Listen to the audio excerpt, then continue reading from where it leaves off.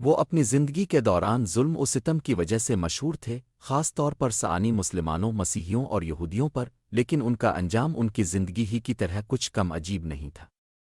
19 جنوری 1021 کو وہ مصر کے دارالحکومت قاہرہ میں رات کے وقت پیدل نکلے اور پھر واپس نہیں لوٹے۔ وہ چھٹے فاطمی خلیفہ تھے جو سنہ 985 میں پیدا ہوئے اور 996 میں صرف 11 سال کی عمر میں اقتدار کی مسند پر براجمان ہوئے۔ لیکن یہ خلیفہ کون تھے؟ فاطمی ریاست کا کیا قصہ تھا؟ اور ان کے دور حکومت میں الفابرنی والا دروز فرقہ کون تھا؟ فاطمی ریاست کا عروج و زوال۔ فاطمی خلافت ایک سیاسی اور مذہبی خاندان کے طور پر الفابر، جس نے سنہ 909 سے سنہ 1171 تک شمالی افریقہ اور مشرق وسطی کے چند علاقوں پر راج کیا، اور اس دوران خلافت عباسیہ کے مقابلے میں اسلامی دنیا کی سربراہی کا دعویٰ کیا۔ فاطمی خلافت نے خود کو پیغمبر اسلام کی بیٹی حضرت فاطمہ کے نام سے منسوب کر رکھا تھا۔ فاطمیوں سے پہلے شمالی افریقہ اور مصر میں اور بھی ایسے حکمران رہ چکے تھے جو بغداد میں عباسی خلفاء سے خود کو عملی طور پر خود مختار بنانے میں کامیاب ہو گئے تھے، لیکن وہ سعانی تھے اور اسلامی دنیا کے سربراہ کے طور پر خلافت عباسیہ کی علامتی بالادستی کو تسلیم کرنے کے لیے تیار تھے۔ فاطمی ایک حریف مذہبی تحریک کے سربراہ تھے جو شیعہ اسلام کا اسماعیلی فرقہ تھا۔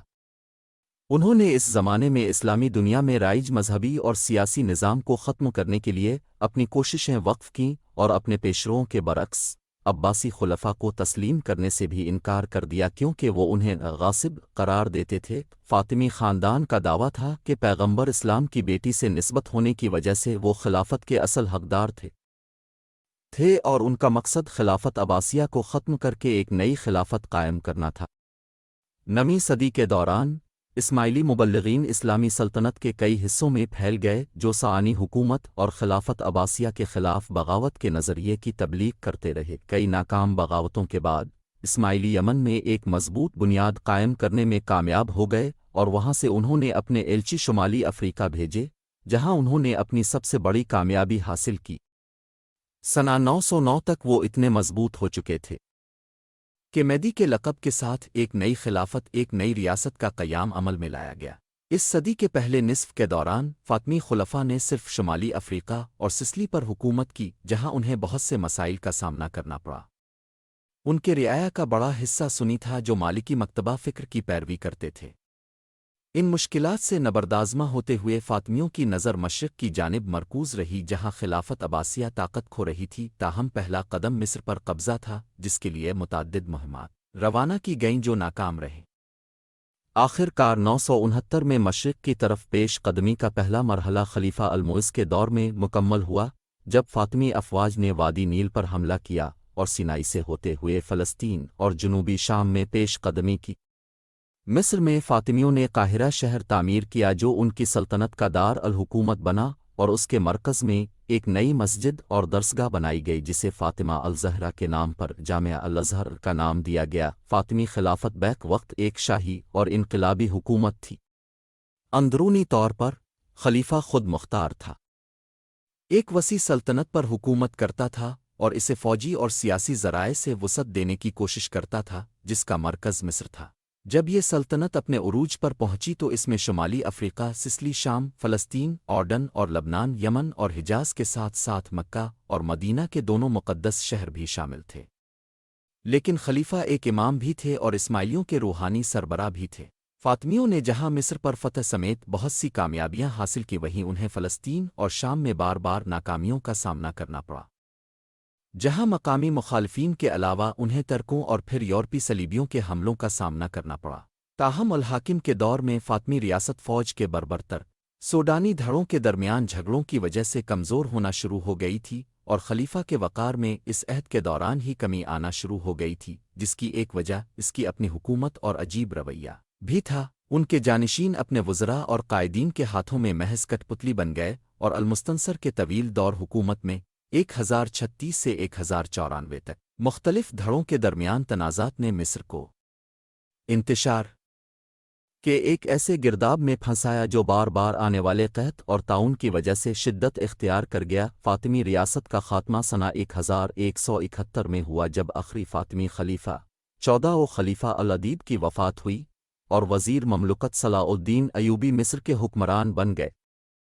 यूं फातिमी खिलाफत बाज़ाब्ता तौर पर ख़त्म हुई जो एक मजहबी और सियासी क़ुव्वत के तौर पर पहले ही मर चुकी थी। अल-हाकिम के दौर के आगाज़ में इसके वज़ीर बुरजवान ने फातिमी रियासत के हकीकी रहनुमा के तौर पर खिदमात सरअंजाम दीं, ताहम सना 1000 में उनको हटाकर अल-हाकिम ने इक़्तिदार अपने हाथ में ले लिया। इसके बाद अल-हाकिम ने वज़रा के इख्तियारात में कमी की और बक़िया 20 साल के दौरान 15 से ज़्यादा वज़ीर तब्दील हुए। अल-हाकिम ने जब इक़्तिदार संभाला तो ज़ालिमाना और अजीब रवैया अपनाया। मिसाल के तौर पर शहर अल-फिस्तात, मौजूदा काहिरा का एक ज़िला, में लूट मार का हुक्म दिया, तमाम कुत्तों को मरवा डाला जिनके भौंकने से वो परेशान थे, मुख्तलिफ़ किस्म की सब्ज़ियों पर पाबंदी लगा दी, सीप को खाने, बग़ैर छल के मछली पकड़ने, हत्ता के गाय को ज़बह करना ममनू करार पाया। शराब की फ़रोख्त, अंगूर की काश्त, ऊंची आवाज़ में जश्न मनाने तक पर पाबंदी लगी। दूसरी जानिब औरतों की नक़्ल व हरकत महदूद करने का ऐलान किया गया कि कोई औरत अपने घर से मुहर्रम के बग़ैर बाहर ना निकले, सड़क पर जनाजे के पीछे चेहरा न दिखाए और मेकअप न करे। इसी तरह नान बावहे के पैरों से आटा गूंधने पर पाबंदी आयद कर दी गई। अल-हाकिम ने एक और अजीब हुक्म ये सादिर किया कि लोग रात को ना सोएं और दिन में बाहर ना निकलें, यानी तिजारत और नक़्ल व हरकत सिर्फ रात में मुमकिन थी। खलीफा खिलाफ वर्जी करने वालों के खिलाफ खुद कार्रवाई करता था, जो एक गधे पर सवार होकर बाजार में निकलता और अगर किसी को धोखाबाजी का मुर्तकिब पाता तो अपने साथ मौजूद सियाफाम गुलाम मसूद को हुक्म देकर खिले आम मुजरिम को ऐसी सज़ा दिलवाता जो बेहयाई के ज़ुमरे में आती। अल-हाकिम ने सआनी मुसलमानों के साथ साथ यहूदियों और मसीहियों को भी मज़ालिम का निशाना बनाया। अल-हाकिम ने हम्माम में दाखिले पर पाबंदी लगाई, चर्चों को मिस्मार किया और उन्हें इस्लाम कबूल करने फिर रूमी सरजमीन की जानिब बेदखल होने का हुक्म दिया। इसका नतीजा ये निकला कि बहुत से लोगों ने मजबूरी में इस्लाम कबूल किया। सना 1004 में अल-हाकिम ने कापटक मसीहियों को सिया लिबास पहनने का हुक्म दिया और मुल्क भर में मसीही ततीलात को मनसूख करने के अहकामात जारी किए गए। गिरजाघरों और खानकाहों के औकाफ को भी रोक दिया गया, करास हटा दिए गए और गिरजाघरों में घंटियां बजाने को ममनू करार दे दिया गया। सना 1011 में अल-हाकिम ने ये लाज़मी करार दिया कि कापटक मसीही गिले में लकड़ी की सलीब लटकाएं और यहूदियों को अपने गिले में कर्मी बिछड़े की शक्ल में एक लकड़ी का लाकेट लटकाने का पाबंद किया गया। मसीही कॉप्टिक्स और यहूदियों पर यह निशान पहने बगैर हम्माम में दाखिल होने की मुमानत थी ताकि उन्हें मुसलमानों से मुमताज़ किया जा सके। अल-हाकिम ने कापटक ज़बान के इस्तेमाल को ख़त्म करने का हुक्म भी दिया और ये ऐलान किया गया कि जो भी इसे गलियों, बाज़ारों या घरों में बोलेगा उसकी ज़बान काट दी जाएगी। चुनांचे लोग उसके जुल्म से डरकर अरबी ज़बान सीखने लगे। अल-हाकिम ने यरूशलेम में वाक़े एक निहायत अहम चर्च को नज़र आतिश करने का हुक्म दिया और फिर उसे दोबारा तामीर करवाया। ताहम अल-हाकिम का एक और निहायत अजीब हुक्म ये था कि पैगंबर इस्लाम के जसद खाकी को मिस्र मुंतकिल किया जाए। इस मकसद से अल-हाकिम ने चंद आकारों को खुफिया तौर पर मदीना भेजा, जहां इस बारे में इल्म होने पर उन अहलकारों को कत्ल कर दिया गया। वो एक जाबिर, ज़िद्दी शैतान, बहुत रंगीन, खून चूसने वाला, बड़ा चालाक, सखी, अजीब, अपने ज़माने का फ़िरौन था जिसने अपने कारकुनों को कुत्तों पर लानत भेजने और उन्हें मारने का हुक्म दिया। ताहम अल-हाकिम के बारे में ये भी मशहूर है कि वो अक्सर कहत के दौरान खुद रियाया में खुराक तकसीम करता था और कीमतों को मुस्तहकम करने की कोशिश करता था। अल-हाकिम ने मसाजिद तामीर करवाईं, स्कॉलर्स और शोरा के वज़ाइफ तय किए। तालीम के मैदान में अल-हाकिम का सबसे बड़ा कारनामा दार अल-इल्म की सना 1005 में बुनियाद रखना था, जिसे दार अल-हुक्मा भी कहा जाता है, जिसमें कुरान, हदीस, फ़लसफ़ा जैसे मज़ामीन समेत फ़लकियात की तालीम भी दी जाती थी। यहाँ एक बहुत बड़ी लाइब्रेरी मौजूद थी। उनके दौर हुकूमत में तालीम तक दस्तरस अवाम के लिए आसान हुई और बहुत से फ़ातिमी मुबल्लिगीन ने इस बड़े तालीमी इदारे में तरबियत हासिल की। अल-हाकिम ने इस्माइली और फ़ातिमी मुबल्लिगीन की तालीम को अव्वलीन तरजीह दी और अपने दौर हुकूमत में काहिरा में कई इल्मी मजालिस कायम करने के साथ साथ एक मस्जिद की तामीर भी मुकम्मल कराई, जो अब भी उनके नाम से मंसूब है। अल-हाकिम ने इन तालीमी सरगर्मियों के लिए माली मुआवनत फराहम की और इस्माइली अकायद के लिए वक्फ करदा मजालिस में खुद अल-हाकिम भी शरीक होते। अल-हाकिम के दौर हुकूमत में इराक़ और फ़ारिस में मुनज़्ज़म तरीक़े से फ़ातिमी नज़रिए की तबलीग की गई और इराक़ में अब्बासी असर और रसूख़ को ख़त्म करने की कोशिश की गई। खिलाफत अब्बासिया की परेशानी। हमीद अल-दीन अल-किरमानी इस दौर के सबसे मुमताज़ फ़ातिमी मुबल्लिग़ थे, जिन्होंने मशरक़ी सूबों में काम किया اور ان کی محنت کے نتائج جلد ہی عراق میں نظر آئے، جہاں موصل اور کوفہ سمیت متعدد علاقوں کے گورنر قرواس ابن المقلد نے الحاکم کی خلافت کو تسلیم کر لیا۔ اسی طرح بنو اسد کے سربراہ علی ابن الاسدی نے بھی الحاکم کی اطاعت تسلیم کی۔ عباسی خلیفہ القادر باللہ ابو العباس احمد بن اسحاق اس پیشرفت سے پریشان تھے، اس لیے انہوں نے اپنی سلطنت میں اسماعیلی نظریات کے پھیلاؤ کو روکنے کے لیے اقدامات کیے اور سنہ 1011 میں متعدد سنی اور 12 شیعہ علماء کو جمع کیا اور انہیں ایک تحریری دستاویز کے ذریعے یہ قرار دینے کا حکم دیا گیا کہ الحاکم سمیت فاطمی خلافت کے آباء و اجداد کا شجرہ نسب حقیقت میں پیغمبر اسلام کی بیٹی حضرت فاطمہ سے نہیں ملتا تھا۔ بغداد اعلامیہ کا اعلان خلافت عباسیہ کے زیر تسلط تمام علاقوں میں جمعہ کے خطبوں میں کیا گیا۔ سنہ 1017 میں الحاکم نے چند ایسے اسماعیلی مبلغین کی تعلیمات کی حوصلہ افزائی کرنا شروع کر دی جو یہ دعویٰ کر رہے تھے کہ فاطمی خلیفہ یعنی الحاکم خدا کا اوتار ہے۔ دروز مذہب ان مبلغین کی تعلیمات سے متاثر ہو کر ہی وجود میں آیا تھا۔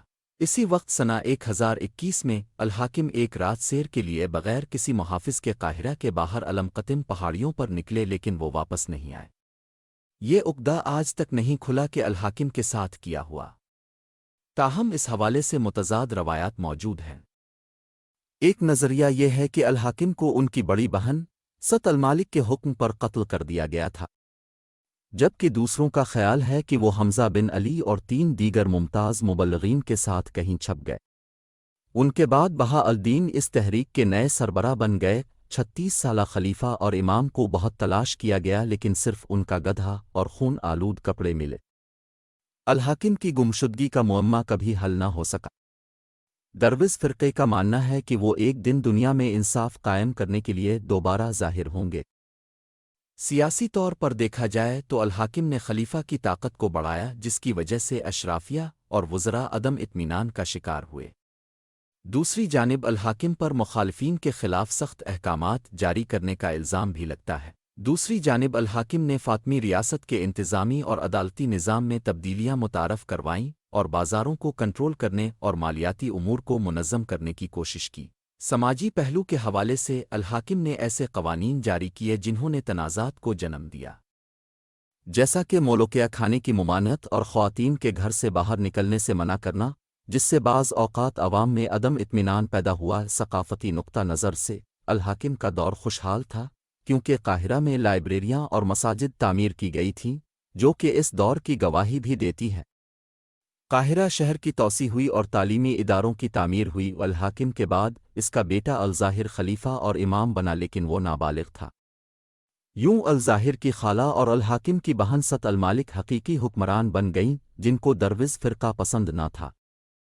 انہیں دور دراز پہاڑی علاقوں، خاص طور پر لبنان اور شام کی جانب فرار ہونے پر مجبور کر دیا گیا۔ دروز فرقے میں اسلامی، ہندو اور یونانی فلسفوں کا امتزاج موجود ہے اور یہ دوبارہ جنم پر یقین رکھتے ہیں، تاہم یہودیت، مسیحیت اور اسلام کے پیغمبروں پر بھی اعتقاد رکھتے ہیں۔ دروز کا اپنا جینڈا ہے، جسے دروز ستارہ کہا جاتا ہے، جس کے 5 مختلف رنگ ہیں اور ہر رنگ ایک پیغمبر کی نمائندگی کرتا ہے۔ دروز خدا کی وحدانیت پر بھی یقین رکھتے ہیں، جو کائنات کا مالک ہے۔ تاہم اس عقیدے کے مطابق خدا کی وضاحت انسانی ذہن کے بس کی بات نہیں۔ دروز کی تاریخ تقریباً 1000 سال پرانی ہے اور ایک وقت میں انہوں نے سنہ 1187 میں حطین کی جنگ میں صلاح الدین ایوبی کے جھنڈے تلے جنگ بھی لڑی اور فتح کے بعد زنگی اور ایوبی بادشاہوں کا اعتماد حاصل کیا۔ بعد میں انہوں نے عین جالوت کی جنگ میں تاتاریوں اور منگولوں کے خلاف مملوکوں کا ساتھ دیا۔ جدید مصر کے بانی محمد علی نے جب سلطنت عثمانیہ سے بغاوت کی تو دروز ان کے خلاف لڑے، لیکن پھر ایک وقت آیا جب دروز بھی سلطنت عثمانیہ کے خلاف بغاوت پر آتر آئے۔ اس دوران دروز فرقہ کے پیروکاروں نے مکہ کے شریف حسین کے ساتھ اپنی وفاداری کا اعلان کیا اور سینکڑوں عرب فوج میں شامل ہو گئے۔ یاد رہے کہ مکہ کے شریف حسین نے سلطنت عثمانیہ کے خلاف برطانیہ کے ساتھ مل کر بغاوت کی تھی اور پہلی عالمی جنگ میں سلطنت عثمانیہ کو حجاز میں علاقوں کا کنٹرول کھونا پڑا تھا۔ جب اسرائیل کی ریاست قائم ہوئی تو دروز میں سے کچھ خطے میں رہ گئے، جبکہ کچھ لبنان اور شام چلے گئے۔ کچھ ذرائع کا معنی ہے کہ دروز نے 1948 میں اسرائیل کے ساتھ ایک خفیہ معاہدہ کر لیا تھا اور اسرائیلی فوج میں لازمی خدمات کے بدلے میں مراعات حاصل کیں۔ اسرائیلی وزارت خارجہ کے مطابق اسرائیل میں درویز کی تعداد تقریباً 1,04,000 بتائی گئی ہے، جس میں گولان کی پہاڑیوں پر بسنے والے 18,000 درویز کی آبادی شامل ہے۔ یہ اسرائیل کی آبادی کا 1.6% بنتا ہے۔ یاد رہے کہ گولان کی پہاڑیوں پر اسرائیل نے 1967 میں قبضہ کر لیا تھا۔ دوسری جانب لبنان میں بھی درویز کا اہم سیاسی کردار ہے۔